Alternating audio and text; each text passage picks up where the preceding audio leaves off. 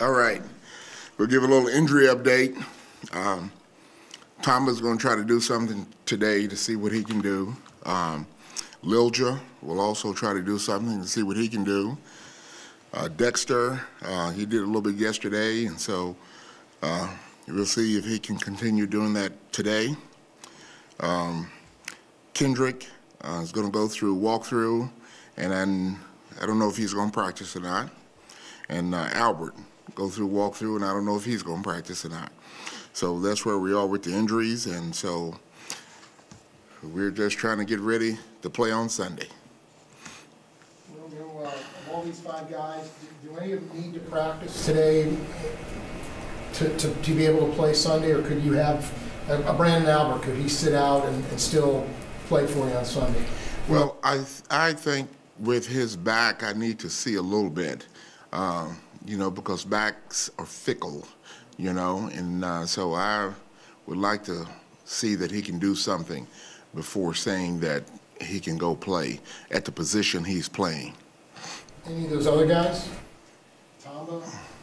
Well, if Tama can do a little something today, I feel better about that as well.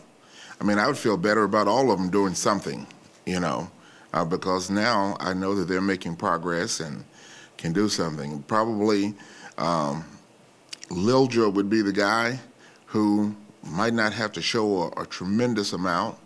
Last week he didn't practice, and then he did a little something on Friday, and then he played in the game on Sunday.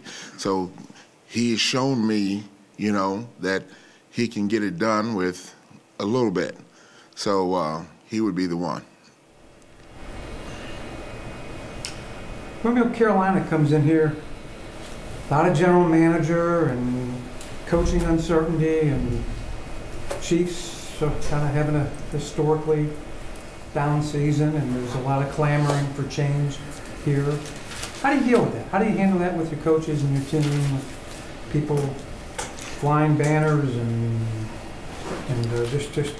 Well, the only thing that I can control is what I can control, and that's trying to get the team ready to play on Sunday, day to day, and try to get them ready for the game. And I think all coaches are like that. We can't worry about who's flying banners or what other people think. You can't please all the people all the time, So what you have to do is you have to try to do your job the best you can do it, and hopefully on Sunday you can come out with a victory. Coaches, they always start worrying about calling moving van and kids in schools, and when do you start thinking? Well, as long as you got a job, you don't have to worry about that. Okay, if something changes, then you start worrying about that. You guys kind of coaching for your careers right now, these last 5 games? Well, when you get into coaching, you're coaching for your career. In every game, you're out front and you get evaluated, and that hasn't changed since I've been in this game, and I've been in this game a long time. So you worry about the next game. That's what you have to do. Is there a little bit of a balance too? I know injuries have certainly created opportunities for some young players, but what's the balance? Maybe you want to see a young kid play, see what you got for next year, but damn it, you got to win this game this week. Exactly. So how do you balance that? You do what you think is best. That gives you the best chance to win on Sunday. Yeah. And if that's a young player, it's a young player. If it's a veteran player, it's a veteran player. And you do that. This would be a game, 2 teams that aren't in playoff contention, to maybe look at the young quarterback to see what he could do. But do you risk that? You know what the other 2 guys can do. Do you risk that at the cost of losing another game? Like I say, you do what you think is best. So if I think the veterans are the best for us, that's who's going to play. If I thought the young guy was the best, then that's who would play. Do you see any way Stanzi plays this year without injuries to both the other guys?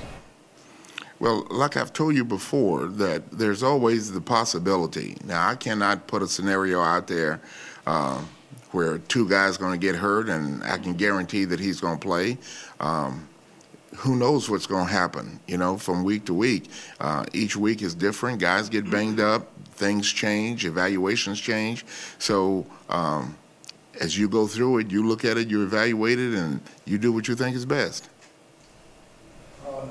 Jamal Charles, the way he's played this season, after what he went through last year, has this been a surprise to you? Are you getting more from him than maybe you anticipated when the season started?